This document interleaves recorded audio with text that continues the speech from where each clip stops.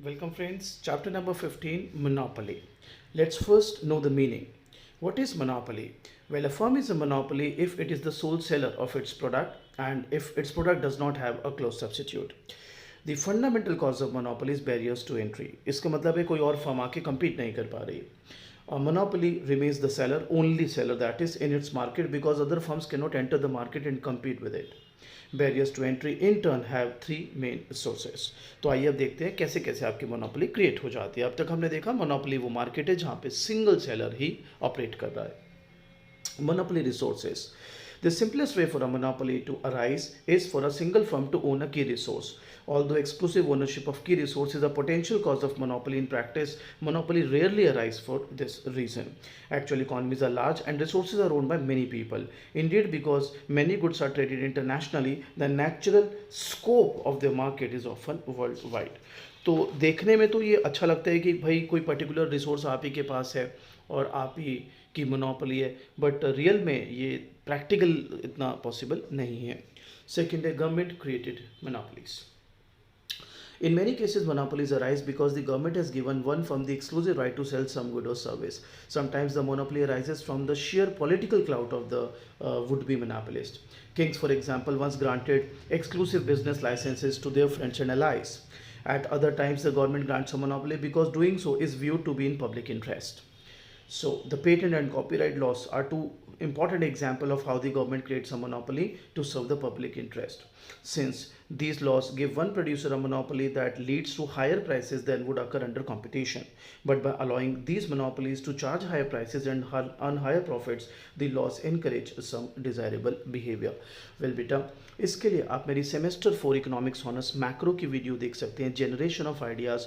उसमें हमने एक्सप्लेन किया हुआ है कि क्यों अगर हम कॉपीराइट्स और पेटेंट्स को कंसीडर करें कि गवर्नमेंट उनको देना शुरू करे तो क्यों वो एक्चुअली में सोसाइटी के लिए इन लार्ज एक अच्छी चीज़ है.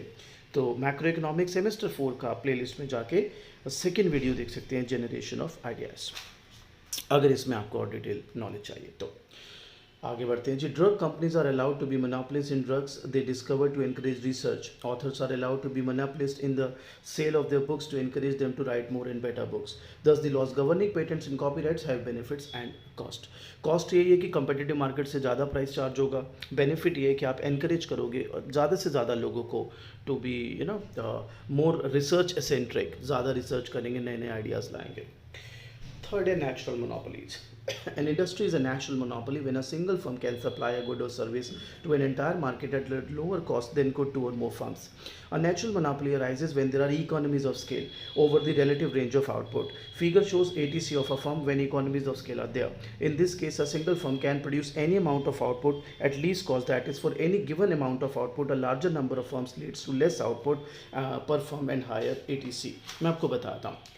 अगर आप नॉर्मली एवरेज कॉस्ट देखें, ठीक है, ध्यान से समझिएगा, हम लॉन्ग रन की बात कर रहे हैं. लॉन्ग रन एवरेज कॉस्ट यहाँ पे होती है इकोनॉमीज ऑफ स्केल, ठीक है, यहाँ होता है कांस्टेंट रिटर्न स्केल और यहाँ होता है dish economies of scale.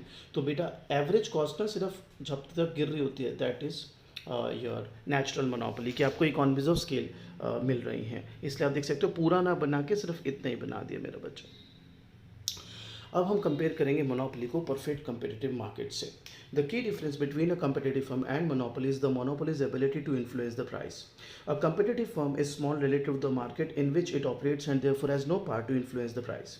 A competitive firm takes the price as given by the market. By contrast, because a monopoly is the sole producer in the market, it can alter the price of its good by adjusting the quantity it supplies to the market. One way to view the difference between a competitive firm and monopoly is to consider the demand curve that each firm faces. When we analyze profit maximization by competitive firm, we see the market prices and as horizontal line, क्योंकि वो industry decide कर देती है, firm accept करती है. By contrast, because a monopoly is the sole producer, the demand curve is actually the market demand curve. Thus, monopoly's demand curve slopes downward. अच्छा, अब यहाँ पे ना कुछ बच्चे बड़ा मासूम सा सवाल करते हैं, कहते हैं सर ये डिमांड कर्व है. मैंने कहा हाँ, तो सर इसका क्या मतलब है कि इसका मतलब शायद ये है कि अगर प्राइस कम होगा तो ही डिमांड बढ़ेगी मोनोपोलिस्ट में, मार्केट में. मैंने कहा हाँ. तो सर ये तो कॉन्ट्राडिक्टिंग है. मैंने कहा क्यों? सर अगर मेरी मोनोपोली है तो मैं क्यों प्राइस कम करूँ? खरीदना खरीदे, नहीं खरीदना ना खरीदे. ओहो, ये तो बड़ी दिक्कत है. तो इसको समझने के दो तरीके. एक तो ये मार्केट डिमांड कर्व है. मार्केट डिमांड डाउनवर्ड स्लोपिंग ही होता है, आप परफेक्ट कंपटीशन में भी देख सकते थे. दूसरा ये कौन सा कर्व है सर? Demand curve. डिमांड किसके पॉइंट ऑफ व्यू से देखा जाता है सर? कंज्यूमर। तो फिर तू क्यों अपनी नाक का सवाल बना रहा है भाई? कंज्यूमर तो रैशनल होगा ना, कम प्राइस पे ज़्यादा खरीदेगा। ठीक है, चलिए। सो मोनोपोलीज रेवेन्यू, तो हम देख सकते हैं क्वांटिटी बढ़ रही है, प्राइस धीरे धीरे कम हो रहा है। टी आर निकाला, ए आर निकाला, एम आर निकाला। एक चीज़ नोटिस करना, अगर इसमें आप टेबल को देखो तो 1:2 चलता है ये रेशो। 1:1:2 आप थ्रू आउट देख सकते हैं। ठीक है, ये आगे तक आप कर सकते हैं सर, 1:1:2। ठीक है, माइंडेड, अगर यूनिफॉर्म आप आउटपुट बढ़ा रहे हैं और प्राइस कम कर रहे हैं। That is ratio of AR is to MR is 1:2, 1:1:2 ratio of AR is to MR. So a monopolist MR is always less than price of the good. MR for monopoly is very different from MR for competitive firm. When a monopoly increases the amount it sells, it has two effects on total revenue. Output effect, more output is sold, so Q is higher. ये दो बार लिखा हुआ है। Price effect, when price falls so P is lower. Because a competitive firm can sell all it wants at the market price, there is no price effect. When it increases production by 1 unit, it receives the market price for that unit and it does not receive any less for the unit it was already selling. That is because the competitive firm is a price taker, its MR equals price. By contrast, when a monopoly increases production by 1 unit, it must reduce the price in order to sell it. So it charges for every unit it sells. As a result, monopoly's MR is less than price. Simple भाषा में, अगर आप एक monopolist हैं तो आपको extra unit बेचने के लिए प्राइस गिराना पड़ेगा। जो ही आप प्राइस गिराएंगे तो आपका जो टीआर का एडिशन है दैट इज एमआर, वो भी गिरेगा। सो इन दैट सेंस आपका एमआर जो है वो हमेशा प्राइस से कम रहेगा। Following figure graphs the demand and marginal cost for monopoly, so marginal revenue I should say. ठीक है, it's marginal curve means marginal revenue curve. तो ये हमने बनाया। Both AR and MR curve start at the same point on the vertical axis because the MR of the first unit sold equals the price of the goods sold. आप अगर चाहें तो ये भी प्लॉट करके देख सकते हैं, ऐसा ही बनने वाला है। Both AR and MR curves start at the same point on the vertical axis because the MR of the first unit sold equals the price.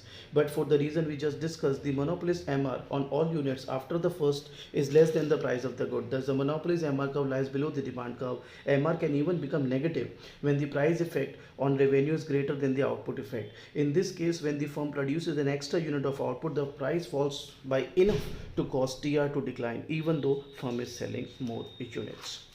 Profit maximization. Well, a monopoly maximizes profit by choosing the quantity again at which MR is equal to MC, जो perfect competition में भी था। It's just that perfect competition में हम ऐसे बनाते थे, AR is equal to MR, ऐसा MC आ जाता था तो ये इक्विलिब्रियम आ जाता था। तो वहाँ पे कंडीशन को हम ऐसे कहते थे, P is equal to M C, क्योंकि ए आर एम आर बराबर होते थे और ए आर प्राइस होता है। यहाँ पर भी हम वही ले रहे हैं, लेकिन यहाँ पर हम कंडीशन को बोलते हैं M R is equal to M C. आप इसको M R is equal to M C भी बोल सकते हो, लेकिन इसको P is equal to M C नहीं बोल सकते, क्योंकि यहाँ पे प्राइस यानी ए आर और एम आर बराबर है, यहाँ पर नहीं है। So suppose the firm is producing at low level of output like Q1 पर आप देख सकते हो, अगर मैं इसको आगे तक एक्सटेंड करूँ, ठीक है, MC is less than MR. There, thus increasing production by 1 unit, MR would exceed the cost and profits would rise. Now, if the production is Q2, अगर मैं Q2 को exceed कर दूँ, तो आप देखिए MC MR से ज़्यादा है. Now, MC is greater than MR. If the firm reduces output by 1 unit, cost saved rather would exceed the revenue lost. So, thus profit will be maximized where MR curve intersects the MC curve.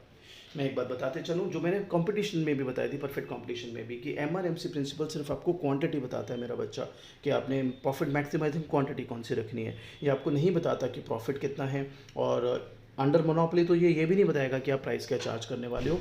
ये सारी बातों का जवाब मैं अभी अगले topic में देता हूँ आपको। चलिए गाइस, अब आपको सिखाता हूँ शॉर्ट रन इक्विलिब्रियम। आप देख सकते हैं बच्चों, AR MR मैंने डाउनवर्ड स्लोपिंग बना दिए तीनों। अब बेटा यहाँ से मैं बनाता हूँ MC, यहाँ से बनाता हूँ MC, यहाँ से बनाता हूँ MC।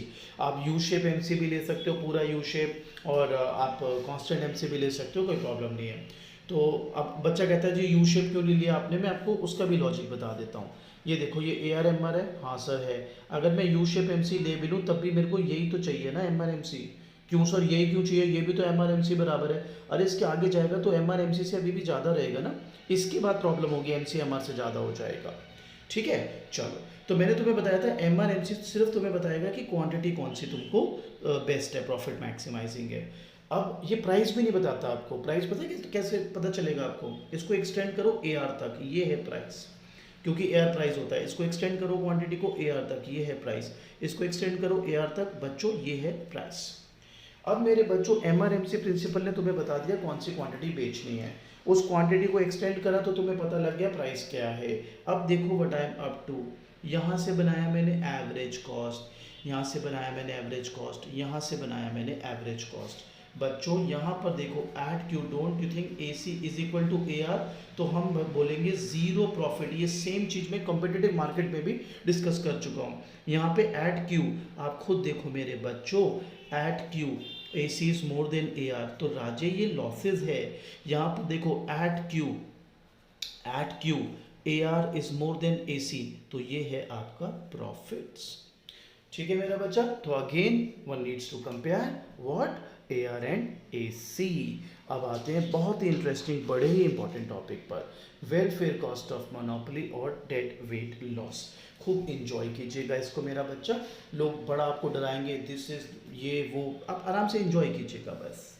ये है ए आर, ये है एम आर, ये है एम सी, ठीक है, ये क्वांटिटी और बच्चों ये प्राइस। ठीक है, चलो खेल शुरू करते हैं। सर कैसा खेल, अभी बताता हूँ मेरे बच्चा। एक बात बताओ, don't you people think perfect competition की कंडीशन थी P is equal to M C, थी ना मेरा बच्चा? तो फिर ये P is equal to M C is happening here, yes sir it's happening. तो इसको मैं बोल देता हूँ क्वांटिटी ऑफ कंपेटिटिव मार्केट, ये है क्वांटिटी ऑफ मोनोपोली, और ये है प्राइस ऑफ कंपेटिटिव मार्केट। मेरे बच्चों अब हम परफेक्ट कंपटीशन को मोनोपोली से कंपेयर करेंगे और देखेंगे कि डेड वेट लॉस हो रहा है मोनोपोली में। कैसे, अभी बताता हूँ कैसे।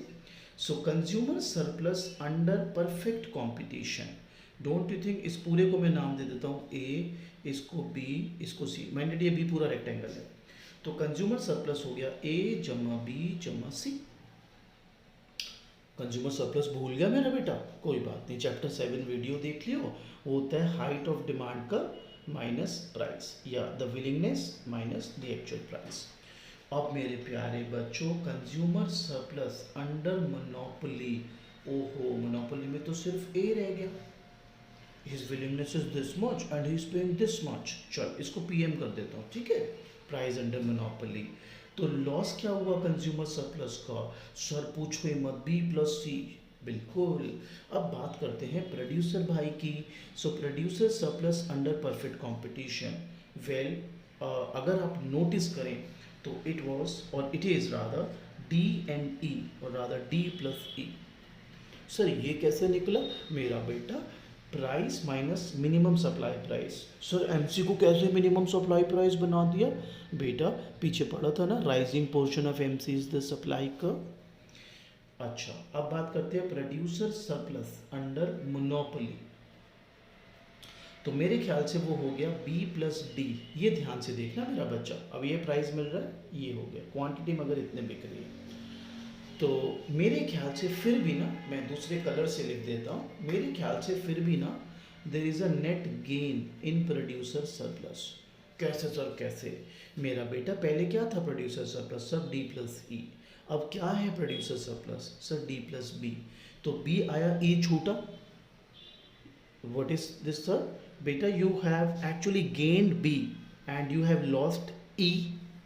हाँ सर अब समझ आ गया, ठीक है भाई इंग्लिश अच्छी है तेरी पे।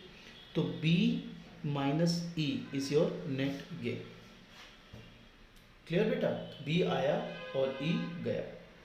अब मेरे बच्चों हम निकालेंगे dead weight loss. Dead weight loss का पहला तरीका लॉस माइनस नेट गेन, तो ये कैंसिल हुआ and you have C plus E. I am not a big fan of this तरीका, मैं आपको बताता हूँ वही वाला तरीका लगाएंगे जो मैं स्टार्टिंग से आपको पढ़ाता हूँ। डेड वेट लॉस वो लॉस होता है जो किसी का लॉस हो मगर किसी का गेन ना बने। हाँ सर आपने बताया था, तो आप आजमाते। कंज्यूमर का लॉस कितना हुआ, कंज्यूमर का लॉस कितना बी, डोंट यू थिंक ये बी तो प्रोड्यूसर का गेन बन गया सर, बिल्कुल, लेकिन जो कंज्यूमर का सी का लॉस है वो किसी का गेन नहीं बना। हाँ सर, प्रोड्यूसर का लॉस कौन सा, प्रोड्यूसर सरप्लस का सर ई, ये भी किसी का गेन नहीं बना। हाँ जी सर, तो राजे C plus E is your dead weight loss. ठीक है, अति सुंदर। अब बेटा इसी की एक और वर्जन भी होता है, वो वर्जन होता है जब हम कांस्टेंट एमसी से सीख रहे हो, तो ये ए आर, ये एम आर, पेपर में कुछ भी बना बिंदास, एम सी, तो कांस्टेंट एम सी मान लिया। ये हो गया क्वांटिटी ऑफ मोनोपोली, ये हो गया प्राइस ऑफ मोनोपोली, वही P P is equal to M C या A R is equal to M C, ये हो गया क्वांटिटी ऑफ कंपेटिटिव मार्केट, ये हो गया प्राइस ऑफ कंपेटिटिव मार्केट। ठीक है भाई। तो अब ये बता consumer surplus under perfect competition कितना था? सर मैं बता दूंगा, बता भाई बता। ए प्लस बी प्लस सी। ठीक है भाई, सही बता रहे। अच्छा, कंज्यूमर सरप्लस अंडर मोनोपोली बता। पहली बात, मेरी राइटिंग को लेके ना मजाक मत उड़ा यार। ये हो गया ए। अब बताओ लॉस ऑफ कंज्यूमर सरप्लस क्या है? सर बी प्लस सी। ठीक है, अब आ जाए प्रोड्यूसर सरप्लस पर। हाँ जी सर, आ गया। तो producer surplus under perfect competition क्या था भैया? जीरो। यही कॉस्ट थी, यही प्राइस था। प्रोड्यूसर सरप्लस अंडर मोनोपोली कितना हो गया? सर जी बी, बिल्कुल इतना एक्स्ट्रा हो गया। अब मुझे बता कंज्यूमर का लॉस कितना था? Sir B plus C. Producer का गेन क्या? Sir B. अबे तो ये लॉस तो गेन हो गया, ये जो सी है ये लॉस किसी का गेन हुआ है क्या? नहीं। So this is dead weight loss. अब भैया देखो ऐसे अच्छा लगता है ऐसे कर ले, देखो ऐसे अच्छा लगता है ऐसे कर ले, लेकिन तेरी रीडिंग एक कदम और आगे चली जाती है। तेरी रीडिंग पता है कैसे बनाती है? वो अलग ही चलता है, वो अलग ही टेंजेंट बना बना रखा उसने, वो ऐसे एमसी ले लेता भाई। कोई बात नहीं भाई, सेम तरीके से बन जाएगा। ठीक है, यहाँ से ले ले, ओरिजिन से एमसी ले ले, कोई फर्क नहीं है। लॉजिक पता होना चाहिए। चलो जी आगे करते हैं बात। तो डेडवेट लॉस आ गया, मोनोपोली तो अच्छी बात नहीं है, तो क्या करें, इसका इलाज क्या करें? तो पहला, increasing competition with antitrust laws. The government has the power over private industry from the antitrust laws. A collection of laws aimed at curbing monopoly power. The antitrust laws give the government various ways to promote competition. They allow the government to prevent mergers such as hypothetical merger between Coca-Cola and Pepsi. They also allow the government to break up companies. Finally, the antitrust laws prevent companies from coordinating their activities in ways that make market less competitive. In short, government laws बना दे जो monopoly को के against हो, जो monopoly बनाने को illegal बना दे, monopoly करने के। Regulation. This solution is common in the case of natural monopolies. बच्चा कहता है वाई ओनली नेचुरल मोनोपोली? भैया पहला कौन सा था? सर रिसोर्स, और तूने कहा था वो रेयर होता है। हाँ। दूसरा कौन सा था? Sir government created. अबे तो जो गवर्नमेंट क्रिएटेड है गवर्नमेंट अपने भी कंट्रोल कर लेगी क्या? तो नेचुरल मोनोपोली तो बचा जिसको वो कंट्रोल करेंगे, रेगुलेट करेंगे। So this solution is common in the case of natural monopoly like water and electric companies. These companies are not allowed to charge any price they want. Instead, government agencies regulate their price. One might conclude that the price should equal MC. It shall maximize to the surplus, the total surplus, and the allocation of resource will be efficient. मतलब perfect competition वाला price कर दो, P is equal to MC. तो इसकी problem है पहला, inexorable logic of cost curves. By definition natural monopoly का declining AC है, जब एसी डिक्लाइनिंग होता है तो एमसी एसी से नीचे जाएगा. This situation shows a firm with a large fixed cost and then constant MC thereafter. If regulation were to set prices equal to MC, that price would be less than the firm's AC and the firm would lose money. Instead of charging such a low price, monopoly firm would just exit the country. मैं आपको इसका simple सा तरीका बताता हूँ समझने का. ये एसी डाउनवर्ड है, एमसी कांस्टेंट है. आपको अगर कोई कह दे कि P is equal to MC लो, तो आपको लगता है आपको तो लॉस हो जाएगा? हो जाएगा क्या नहीं हो जाएगा? मैं आपको शादी में बुला लूँ और आपसे बर्तन मंजवा दूँ तो कोई करोगे क्या आप? नहीं. तो सर इसका इससे क्या लेने देना? मैं आपको मोनोपोली दे दूँ, शादी में मज़ा आ रहा है ना, लेकिन लॉस के साथ, तो ऐसी मोनोपोली आप ही रखो भैया, ऐसी शादी आपको मुबारक, बर्तन मंजवा रहे हो उनसे. तो आगे देखो जी, regulations can respond to this problem in various ways, none of which is perfect minded. So one way is to subsidize the monopolies. The SS, the government picks up the losses inherent in MC pricing, yet to pay for the subsidy for the government needs to raise money through taxation. तो ultimately अगर tax government हम पे लगाएगी इनको subsidise करने के लिए, तो डेट वेट लॉस आएगा, जो भी पढ़ा हमने पहले चैप्टर 8 में. Alternatively, the regulators can allow the monopolist to charge a price higher than MC. If the regulated price equals AC, the monopolist earns exactly zero profit, yet AC pricing leads to deadweight loss because the monopolist price no longer reflects the MC of producing the good. वही कि फिर वो perfect competition वाला price दे रहेगा, monopoly वाला pricing रहेगा, या perfect competition से ज़्यादा प्राइस रहेगा, जो भी हमने पिछले टॉपिक में देखा, डेडवेट लॉस क्रिएट करता है. So in essence AC pricing is like a tax only, deadweight loss ही करेगा. No incentive to reduce cost. Each firm in a competitive market tries to reduce its cost because lower cost means higher profit. But if a regulated monopolist knows that regulators will reduce price whenever costs fall, the monopolist will not benefit from lower cost. So in practice, regulators deal with the problem by allowing monopolies to keep some of the benefit from lower cost in the form of higher profit, a practice that requires some departure from MC pricing. इसको बेटा popularly कहते हैं peak load pricing. इसका एक option होता है जो आप सेम 4 की मोनोपोली की वीडियो में देख सकते हो मेरे पास, आप उसमें से पढ़ लेना. उसको 2 पार्ट टैरिफ भी कहा जाता है. डिटेल में है वो, मतलब आपके लिए ज़रूरत नहीं है, मगर कोई अगर इच्छा करे, दिमाग में मज़ा आना ज़्यादा आ रहा हो तो अपनी खुजली वहाँ से मिटा सकते हैं. Public ownership. Here rather than regulating a natural monopoly which is run by private firm, government ने कहा चल भाई अब हम ही मोनोपोली, हम ही राजा यहाँ के. Doing nothing. वाह, बिल्कुल सही भाई. A famous theorem in economics states that a competitive enterprise economy will produce the largest possible income from a given stock of resource. No real economy meets the exact condition of this theorem and all economies will fall short of this ideal economy. In other words, perfect competition कुछ होता ही नहीं real life में. सो फिर कुछ करो ही मत, क्योंकि आप कर किस ले रहे हो कि परफेक्ट हो जाए, तो परफेक्ट तो कुछ होता ही नहीं. नेक्स्ट है जी प्राइस डिस्क्रिमिनेशन. देखो जी, प्राइस डिस्क्रिमिनेशन की 3 वैरायटीज़ होती है, first degree, second degree, third degree. Semester 4 में पढ़ेंगे आप मोनोपोली के अंदर, इकोनॉमिक्स ऑनर्स दिल्ली यूनिवर्सिटी में. बाकी यूनिवर्सिटीज़ में अलग अलग सेमेस्टर में होगा, बट फॉर श्योर सेम 1 में नहीं होता. तो यहाँ पे बस एक पर्टिकुलर वैरायटी आपको बताई गई है, वही मैं डिस्कस करूँगा. We begin by assuming that the monopolist can price discriminate perfectly. इसको फर्स्ट डिग्री प्राइस डिस्क्रिमिनेशन भी कहते हैं. Perfect price discrimination describes a situation in which the monopolist knows exactly the willingness to pay for each customer and charge each customer a different price. जैसे ये marker है, राजेश 20 रुपये देने को तैयार है तो मैं 20 चार्ज करूँगा, महेश 10 रुपये देने को तैयार है तो मैं 10 रुपये चार्ज करूँगा. और मजे की बात है, मुझे पता है कि दोनों कितने रुपये देने को तैयार है. In this case, the monopolist charges each consumer exactly his willingness to pay and the monopolist gets the entire surplus in every transaction. क्यों? क्योंकि surplus की definition होती है what the consumer is willing to pay minus what he actually pays and you are charging what he is willing to pay. Figure shows producer and consumer surplus with and without discrimination. Without discrimination, a firm charges a single price above MC and because some potential consumers who value the good at more than MC do not buy the good which causes a deadweight loss. ये same वो deadweight loss है जो मैंने अभी सिखाया था आपको. Either each customer who values the good at more than MC buys the good and is charged his willingness to pay. Thus there is no deadweight loss, but the entire surplus goes to the monopolist. तो अगर आप notice करो, perfect price discrimination में deadweight loss तो नहीं होगा, पर ये परफेक्ट कंपटीशन भी नहीं है. सर क्यों? क्योंकि परफेक्ट कंपटीशन में बेटा सरप्लसेस मैक्सिमाइज्ड होते हैं, कंज्यूमर सरप्लस मैक्सिमम होता है. यहाँ तो कंज्यूमर सरप्लस 0 है, कंज्यूमर का सारा सरप्लस किसको चला गया है? प्रोड्यूसर को. ठीक है. उसके बाद नोट्स में 2-3 एग्जाम्पल दिए हुए हैं. तू तो बड़ा सा बच्चा है यार, मूवी टिकट वगैरह का एग्जाम्पल है, एक बार वो भी देख लियो. कोई डाउट हो तो हम बैठे ना तेरी सेवा में. इस नंबर पे व्हाट्सएप कर, जो दिमाग की खुजली है मिटा ले. I hope this video helps.